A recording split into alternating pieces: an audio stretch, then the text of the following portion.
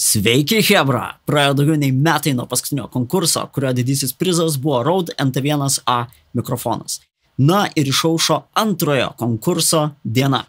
Ir šį kartą konkurso žvaigždė yra T-Bone SC450.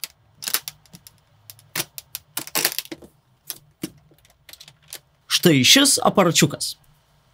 T-Bone kondensatorinis mikrofonas, taip pat, neskaitant šio nerealaus čemodano, į rinkinį įeina ir mikrofono laikiklis, bei porą rakčiukų, kad galėtumėt saugiai užrakinti savo čemodaną.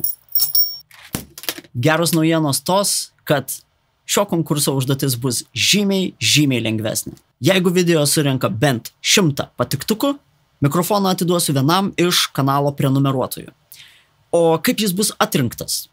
Tai, kaip minėjau paskutinėme video, kuo toliau, tuo svarbesnė tema yra dirbtinis intelektas. Tad pagalvojau, kad būtų visai neprošal mums visiems pasidalinti savo genialiom idėjom, kaip galima panaudoti dirbtinį intelektą savo muzikinėje, garso inžinerinėje kasdienybėje.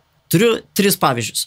Ankstesnėme video esu rodęs, kaip naudojasi lalal.ai dirbtinio intelekto servisu, kuris leidžia išimti iš įrašo vokalą, būgnus, bosą ar kokį nors kitą instrumentą. Taip pat neseniai rodžiau tokį įrankį kaip SynthGPT, tai būtų dirbtinio intelekto sintezatorius, kuris generuoja garsus. Na, o paskutinis pavyzdys, kuris man šiuo metu yra ganėtinai aktualus ir apie kurį galvoju padaryti netgi atskirą pilną video su detalėmis, tai būtų skriptų rašymas Reaperyje. Reaperis turi tokį funkcionalumą, kad jame galima pasirašyti skriptą, tai yra kodo gabalą, kuris turi savyje funkciją, ją paleidus įvyksta kažkoks tai veiksmas. Teko to domėtis, tačiau aš niekad nerasdavau laiko paimti ir pasirašyti savo kažkokį skriptą, kuris man kažką fainą nuveiktų.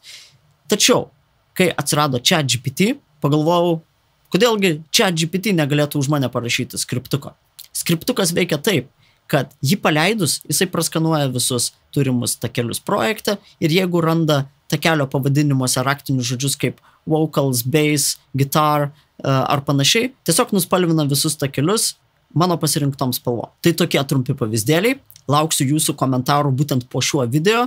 Komentaruose rašykite savo idėjas, kaip norėtumėte arba galbūt jau naudojate dirbtinį intelektą savo garso inžinerijos ar muzikos kasdienybėje. Iš visų komentarų atrinksiu 10 mano galva pačių geriausių idėjų. Na, o tada tiesiog bandysim atsitiktinę tvarką ištraukti vieną nugalėtoją. Na, tai būtų tiek. Tiesiog pasubscribinkit, palaikinkit ir pakomentuokit. Rock and roll and happy metal!